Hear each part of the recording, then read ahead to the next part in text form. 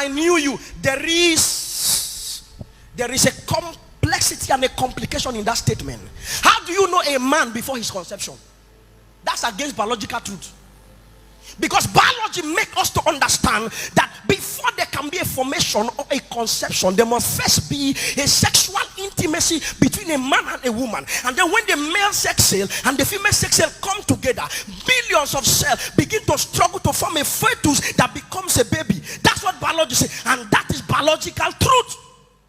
But God comes to Jeremiah and breaches that protocol of biology and said, Jeremiah, before sexual intimacy between your father and your mother, I know you. The question is, where was I before you knew me? Where was I? Where was I? You see, when you read scripture, you need to ask God questions. See, the way most of our fathers painted God to us, they made God to look like a tyrant. So we are afraid to question him. But thank God that on the cross, Jesus questioned him. And he gave us access to also be questioning him. So when I read scripture and I see something I don't understand, I ask a question. If I'm suffering and I'm a believer, Lord, why? Where was Jeremiah before his formation? To answer this question, we need to go to Genesis. Because I found out that man was created 2 times. That in Genesis chapter 1 verse 26 and verse 27, Jesus, the Bible said, let us make man in our image after our likeness and let them have dominion. Bam.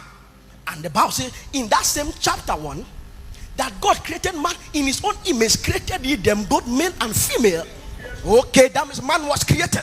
When we come to chapter 2, he said, and God took the midst of the earth and formed man. What is going on here? Chapter 1, man was created. Chapter 2, man was formed. So God said to Jeremiah, before I formed you, I knew you because you were created. You don't get me. You're not with me. You're not with me. You're not with me. You're not with me. That you were created first. And that your creation was in God's reality, not in human reality. So the original you is not this guy wearing this shirt. You need to know me in God's reality to give me attention in my humanity. The question is, who are you? Who are you? Who are you? Who are you? I came to give you one prayer point. Oh, Lord, I want to enter my reality. That thing that I was in your realm before I came here, that's what I want to become. That thing that I was. Jeremiah is looking at himself as a young boy. He's just a young man, just having a life, normal life. And then all of a sudden, God came and put a question in his contemplation. Before I formed you, I knew you. And where I knew you, let me give you your portfolio. You don't know you. I want to show you you. You were a prophet. Not just a prophet, but a prophet to the nations. That is to say, Jeremiah, you will prophesy, not locally. You are going to address national issues. You are going to move beyond your nations to the nations of the earth. But Jeremiah is not seeing a prophet, he's seeing a young man.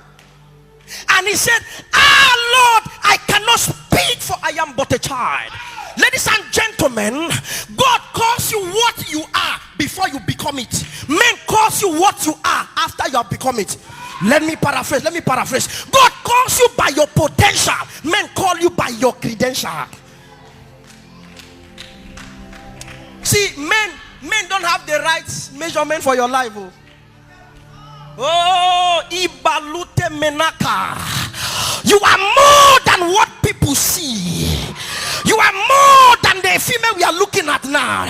I need to know you in your spiritual reality, so that the kind of attention I give to you should not be based on your size, based on what you wear, but what you are in that realm.